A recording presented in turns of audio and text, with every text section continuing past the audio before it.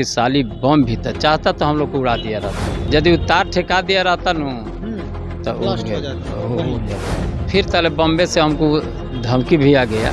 जब गवाही देने के लिए तैयार थे तो एनआई ने पैसा करोड़ों रुपया लिया। यदि हम रात में रहते हमको कुछ हो गया, चाहे बॉडीगार्ड रात में जाता है कुछ हो गया, इसका जिम्मेवारी डीआरएम और जीएम।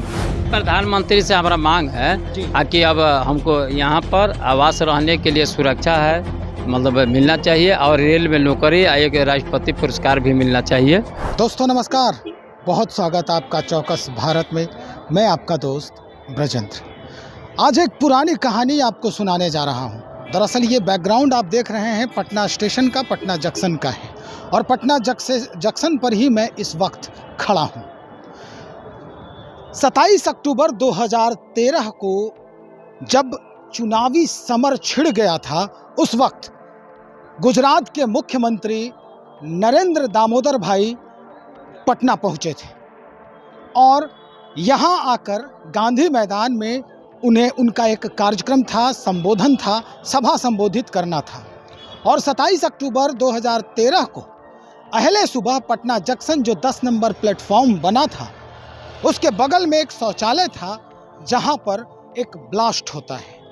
और ये ब्लास्ट इतना दहशत फैलाया जिसके जद में कई लोग आने वाले थे, लेकिन ऐन वक्त पर पटना जंक्शन पर तैनात जो कुलियों का एक हुजूम होता है, उसमें से एक धर्मानंद यादव जो कुली हैं, वो एक्शन लिए और एक्शन लेने के बाद उसे पकड़ा, उन्होंने धर दबोचा, और दबोचने के बाद फिर की उसकी कहानी जो है कहाँ से कहाँ पहुँच गई।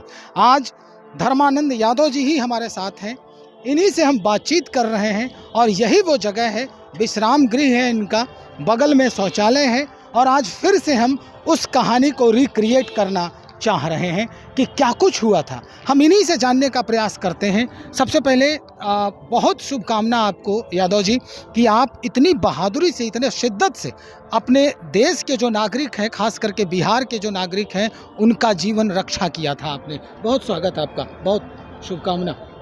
कैसे कैसे क्या हुआ था? 27 अक्टूबर 2013 पटना के गांधी मैदान में भाजपा की हुंकार रैली थी। उस समय गुजरात के मुख्यमंत्री नरेंद्र मोदी जी थे और प्रधानमंत्री का भावी थे, आने वाले थे। उसी दिन 9:30 बजे के समय में, रात न दिन में समय था, पटना जंक्शन 10 नंबर प्लेटफार्म पर शौचालय में पहला बम धमाका हुआ। उस समय मैं अपना कुली विश्राम गृह में बैठा हुआ था। शौचालय से देखा कि धुआं निकल रहा है, तो फिर हम अपना डंडा अपना निकाले और शौचालय के गेट पर पहुंचा। आदमी भाग भी रहे थे, लेकिन उन दरवाज़ा खोला और बंद किया, हमको शंका हो गया। उसके बाद भी हम एक सिपाही को चाल किए थे, अशोक कुमार मुखर्जी नाम था, वो भी आया, और दोनों आदमी साथ में मिलकर जाकर दरवाज़ा खुलवाए। उसके पास 3 शक्तिशाली बम भी था, चाहता तो हम लोग को उड़ा दिया रहता। अच्छा। तो हिम्मत बांध के अपना गए हम लोग। सोचिए कि मतलब भगवान से विनती है, भगवती बाई महावीर जी से गए थे। अच्छा। आगे जो होगा बाकी, मतलब भाई इसको छोड़ना नहीं है। हम लोग जान पर खेलिए कि गए हैं, जान पर खेल के गए, खेल पर गए हैं। यदि तार ठेका दिया रहता न तो हो जाते, लेकिन सब भगवान का कुदरत है कि हम लोग इतना निकाल के पूछे। जो घायल था उसको पूछा गया, नहीं बताया। 15 मिनट तक, 20 मिनट तक हम लोग पूछताछ उससे किया भी, लेकिन बोला नहीं। उसके बाद इतना ही देरी में आरपीएफ के इंस्पेक्टर राजेश लाल जी आ गए, उनके हाथ में सौंप दिया। जो घायल था उसको टेम्पू पर लदवा के हम लोग हॉस्पिटल से विदा करा दिया। उसके बाद हम भी वहाँ से अपना आए अपना दरवाजे पर, तो सब लोग बेटिया भाई पहुँच गए। वो लोग हमको हैरान करने लगे, और उसी समय तक गांधी मैदान में छूटने लगा था। तो अब हमको सब लोग नाम जानता था कि धर्म भी बताइए आप पकड़े हैं, लेकिन अब सच्चाई बात बता भी दिए कि मैं पकड़ा हूँ, फलना के हाथ में दे दिया हूँ। उसके बाद फिर सब लोग प्रशासन, पहले हमको मालूम नहीं था कि आतंकवादी है, लेकिन बाद में नाम पता चला कि इम्तियाज अंसारी इसका नाम है, आतंकवादी है। इम्तियाज अंसारी। इम्तियाज अंसारी। अच्छा। उसके बाद रात में फिर दिल्ली से बम दस्ताव आया तो 12 बजे रात में तीनों बम जो शक्तिशाली डिफ्यूज किया गया जी। उसके बाद जो भी सामान था थाना पर गया, इसी रूम में भी रखा गया था। उसके बाद थाना पर हम बुलाहट हुआ, वहाँ गए तो वहाँ पर हमको फिर गवाह में मतलब हम लड़े वहाँ पर, जब्ती सूची का और सीजर लिस्ट का अरेस्टिंग का मेन गवाह भी हूँ और पकड़ा भी हूँ। अच्छा। उसी दिन से मैं अपना सुरक्षा का गुहार लगाते रहा, लेकिन हमको नहीं मिला। ये सुनने में आया है यादव जी कि आपको बाहर से कहीं से जो आतंकवादी संगठन है उनकी धमकी भी आई थी आपको? तो पहला हमारा घटना हुआ 10 नंबर प्लेटफार्म पर 11 बजे रात में जी। हमको फिर हॉस्पिटल हमारा बाल बच्चा ले गया। उसके बाद 3 दिन के बाद होश आया जी। उसके बाद फिर हम सुरक्षा की अपना गुहार लगाते रहा, नहीं मिला। उसके बाद फिर तले बॉम्बे से हमको धमकी भी आ गया और 50 लाख के ऑफर भी आ गया था। अच्छा, धमकी क्या था? धमकी के तो हम उसी पर बोले कि हम 50 लाख का नाम लिया, तो हम पूछे कि हमको कामना यथी में देगा, तो अच्छा काम किए हैं, तो हम उसको गाली भी दिए थे उस समय कि मतलब जो भी देना था कि पाकिस्तान से फ़ोन किया, कहता है यहाँ से तुमको पैसा देना है तो ट्रांजैक्शन पाओ। तो पहले प्रलोभन दिया गया, फिर धमकी मिली आपको? हाँ। अच्छा। तो फिर हम अपना उसी दिन अपना थाना फाड़ी जो भी है उसी समय लिखा पढ़ी कह के हम अपना थाना फाड़ी में देने के स्टार्ट कर दिया जी। हम कंकड़बाग अपना GRP चाहे कोतवाली SP मतलब जो भी DG सब सगरे हम कागज़ का रिसीव कराया और गृह मंत्रालय भी विदा किया, प्रधानमंत्री के पास भी विदा किया, लेकिन तभी हमको सुरक्षा नहीं मिली। उसके बाद तब हम हाई कोर्ट का दरवाज़ा खटखटाया, तो हाई कोर्ट में गए तो यहाँ GRP का पहले रेल परिसर में हमको सुरक्षा मिली। GRP वालों ने दिया? मतलब हाई कोर्ट से आदेश हुआ। अच्छा। हाई कोर्ट में अपना हमें अर्जी लगाए तो फिर जिला से हमको एक सिपाही मतलब 23 में मिला है, 2023 में। हाँ। अच्छा। यानी 2 सुरक्षा आपको मिली, एक रेल परिसर के लिए, एक बाहर घूमने के लिए। बाहर और उसमें गवाही के NI कोर्ट में हम चौकर लगाते रह गया कि हम गवाही देंगे, लेकिन हमको अराउंड बॉडी अराउंड भी अपना मांगते रहे कि हमको दीजिए गवाही देंगे, लेकिन NI कोर्ट में हमको गवाही भी नहीं लिया गया। में फिर हम अपना बहस करा के 3 दिन बहस हुआ, उसमें फिर रिजेक्ट करा के हाई कोर्ट में NI विजिलेंस IB के ऊपर अपना केस दायर किया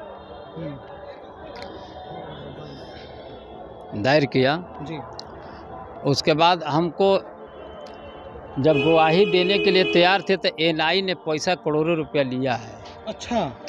हाँ, कि पैसा नहीं लिया रहता तो जब हम गवाही देना, देश के मामला के बात है, यदि हम डरते तो गवाही नहीं देने जाते, अच्छा पैसा लेकर। ये जो आरोप लगा रहे हैं आप यादव जी कि NIA जो है सबूत वो करोड़ों रुपया लिया है, वो कैसे? जब जब्ती सूची या सीजर लिस्ट का मेन गवाह हूँ, हम गवाही देने के लिए तैयार हैं। अच्छा। गवाही हमने नहीं कराई तो आपको क्या लगे पैसा लिया है तब तो हमारी गवाही नहीं ले रही, देश के मामला का बात है, हमारा जान चला भी जाएगा। 50 लाख का ऑफर छोड़ दिया पाकिस्तान का, चाहते तो पैसा ले लेते बिल्कुल, लेकिन हम गवाही आज भी देने के, आज गवाही के लिए अपना NI कोर्ट में रिजेक्ट करा के हाई कोर्ट में केस ठोका हूँ कि गवाही बिना देले हम छोड़ेंगे नहीं। आखिर हम रिजेक्ट करा के हाई कोर्ट में लीड किया है, कहेला यदि पैसा लेना रहता तो पैसा लेकर NI पैसा लिया तब तो हमारी गवाही नहीं कराई है। मतलब उसका सबूत है पुख्ता आपके पास? आपके पास सबूत दूंगा, सबूत है। चलिए, हम आपसे लास्ट में एक सवाल और जानना चाहते हैं। आपने देश के लिए इतना बड़ा काम किया है, साहस का काम किया है, लेकिन प्रधानमंत्री से हमारा मांग है कि अब हमको यहाँ पर आवास रहने के लिए सुरक्षा है मतलब मिलना चाहिए, और रेल में नौकरी, एक राष्ट्रपति पुरस्कार भी मिलना चाहिए। हाँ, DRM GM से भी हमारा आग्रह है कि यहाँ पर जल्द से जल्द हमको आवास मिले और एक लड़का को नौकरी जो भी देना है दीजिए, ठीक है, लेकिन यदि हम रात में रहते हमको कुछ हो गया, चाहे बॉडीगार्ड रात में जाता है कुछ हो गया, इसका जिम्मेवारी DRM और GM और GM होंगे, GM को होगा, कि रिसीव कराए हैं आवास खाते हम 17 में। अच्छा। आके हमको आवास दिया जाए, नहीं मिला अभी तक, नहीं मिला। पेच कहाँ आ रहा है? अब पेच अब इसका DRM GM समझे, हमको कुछ हो गया तो इसका DRM GM को एकदम सगरे बोल दिए हैं, हाई कोर्ट में चलिए जाएगा। ये नहीं है कि गलत लिख कर जाएंगे, कौन कौन हमको जान मारने में के यथी में है, सब बात लिख देंगे। अच्छा। ये सारा कहानी आपके पास है कि कौन कौन आपके पीछे लगा हुआ है? समूचा उसी दिन आपको मिल जाएगा। अच्छा, अभी आप नहीं कहेंगे? किताब लिख दिए हैं, पढ़ना बाकी है। हाँ। चलिए, ये बहुत बड़ी बात कह रहे हैं धर्मानंद यादव जी, और जिस तरह का इन्होंने बहादुरी पेश किया है, मिसाल कायम किया है, वो निश्चित तौर पर सरकार को चाहिए कि नज़रें इनायत करें इनके तरफ भी। लेकिन स्थिति यही है, कल हो के कुछ और अगर इस तरह के माहौल बनते हैं, इस तरह की घटनाएं घटित होती है, तो निश्चित तौर पर अपने जान जोखिम में डालकर कोई आम व्यक्ति भी ऐसे कदम उठाने से गुरेज करेंगे, परहेज करेंगे। स्थिति क्या है? लड़ाई करने के बाद इनके जान माल की सुरक्षा के लिए 2 पुलिस वाले मिले हैं, एक जीआरपी के तरफ से, एक जिला के तरफ से। और जिस तरह का इनका डिमांड है, जैसी मांग है, अगर सरकार करती है कुछ भी सहायता राशि के तौर पर या जर जमीन जो है या आवास के तौर पर, तो हो सकता है कि इनके बाल बच्चों का भविष्य भी इस भारत में उज्जवल दिखाई दे, ताकि इससे अन्य लोगों को भी, हमारे समाज में अन्य लोगों को भी कुछ न कुछ असर पड़े, सकारात्मक असर पड़े, ताकि अपने देश के सुरक्षा के लिए हमेशा वो एक सैनिक की तरह तत्पर रहे और लड़ता रहे। चलिए, हम और भी खबरों को टटोल रहे हैं, तब तक बने रहे हमारे साथ। बहुत शुक्रिया आपका।